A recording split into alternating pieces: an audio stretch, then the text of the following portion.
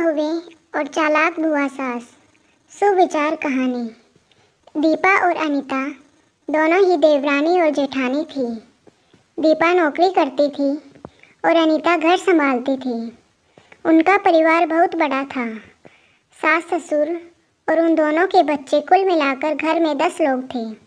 और आज कई सालों बाद उनकी बुआ सास अपने भाई के पास रहने आई थी। सुबह उठते ही बुआ जी ने देखा दीपा जल्दी जल्दी अपने काम निपटा रही थी। अनीता ने सबका नाश्ता बना दिया, जिस नाश्ते को दीपा ने सबको परोस दिया। इसके बाद दीपा ने खुद अपना टिफ़िन पैक किया और जॉब पर चली गई।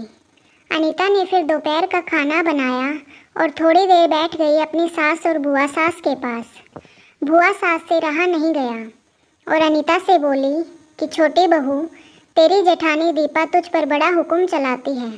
सुबह से देख रही हूँ, रसोई घर में तू ही लगी हुई है और वो महारानी दिखावा करने के लिए सबको नाश्ता परोस रही थी, जैसे उसी ने बनाया हो। ये सुनते ही अनीता ने अपनी बुआ सास की तरफ देखा और बड़ी प्यार से कहा, नहीं, ऐसी कोई बात नहीं है बुआ जी, दीपा बहुत ही अच्छी है। बुआ बोली, तू बहुत भोली है अनीता, पर मैं सब समझती हूँ। इतनी बूढ़ी मैं ऐसे ही नहीं हुई। अनीता से अब रहा नहीं गया और वो बोली कि बुआ जी, आपको दीपा दीदी का बाकी सबको नाश्ता परोसना दिखा, मगर आपको ये नहीं पता कि उन्होंने मुझे डांटकर सबसे पहले नाश्ता करवाया, फिर चाय पिलाई और वो रोज़ ही मुझे सबसे पहले ही नाश्ता करवा देती हैं, वरना सबका नाश्ता बनाते तो मैं नाश्ता ही ना कर पाऊँ। वो मेरा कितना ख्याल रखती हैं। दीदी सुबह जल्दी उठकर मंदिर की सफाई करके फूल सजा कर रखती हैं और वो मुझे खुद से 1 घंटा लेट उठने को कहती हैं, क्योंकि मुझे उठते ही नहाकर सीधा रसोई में ही जाना पड़ता है। शाम को ऑफिस से आते वक्त दीदी बाजार से सब्जियां भी लेकर आती हैं, क्योंकि हमारे हस्बैंड रात को लेट हो जाते हैं। और दीपा दीदी ने सासू माँ को बाजार जाने के लिए मना किया है, क्योंकि माँ जी अब 60 साल से ऊपर की हो चुकी हैं। कहीं बाजार जाते समय उन्हें तकलीफ़ ना हो जाए। वैसे भी उन्हें घुटनों की परेशानी है और जब माँ जी को घूमने का मन होता है तो दीपा दीदी छुट्टी करके खुद उनको घुमाने लेकर जाती हैं। और हाँ बुआ जी, दीपा दीदी रोज़ शाम को आकर खाना बनाने में मेरी खूब मदद करती हैं, चाहे वो कितनी भी थकी हुई हो। वो मेरी जेठानी ज़रूर हैं, मगर वो मुझे अपनी छोटी बहन ही मानती हैं और मैं उन्हें बड़ी बहन मानती हूँ। ये सब सुनते ही बुआ चुप हो गई। शायद उसकी चुगली अनीता के आगे फेल हो चुकी थी। शाम को दीपा सब्जी की थैली अनीता को पकड़ाते हुए बोली कि अनीता, सब्जियों के साथ वाले थैले में तुम्हारी फेवरेट लेखक की किताब भी लाई हूँ। ये सुनकर अनीता खुश हो गई और बोली, थैंक्स दीदी। अनीता सब्जी की थैली किचन में रखी और किताब रखने अपने कमरे में चली गई। तभी बुआ जी ने दीपा को आवाज़ दी, बड़ी बहू जरा यहाँ आना। दीपा बोली, जी बुआ जी।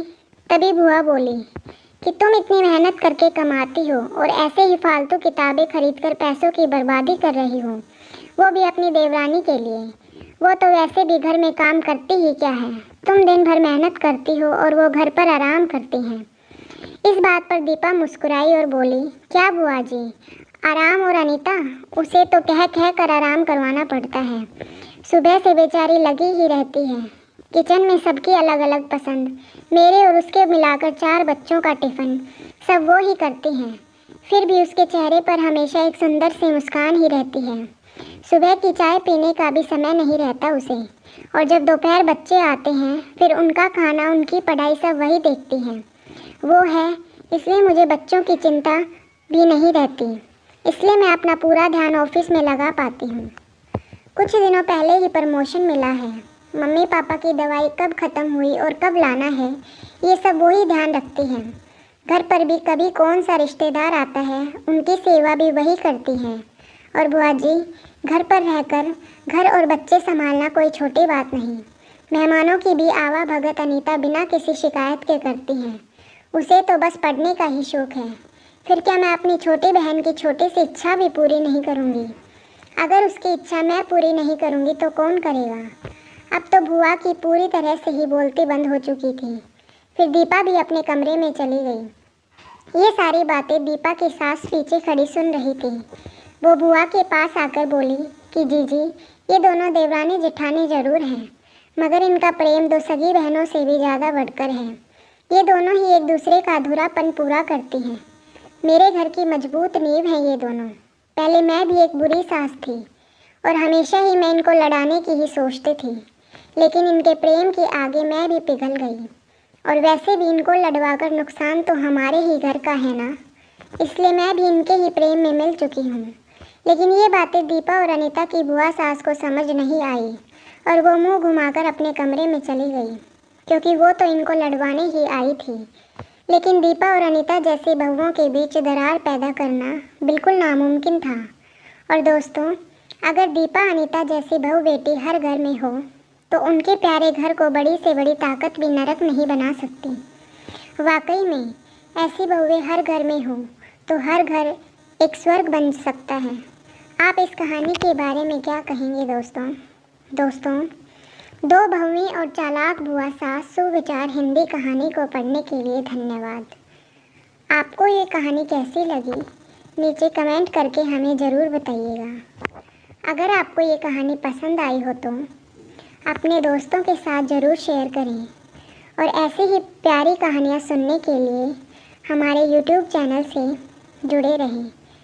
अगर आपको हमारी ये कहानी पसंद आई तो हमारे चैनल को लाइक, शेयर और सब्सक्राइब ज़रूर करें।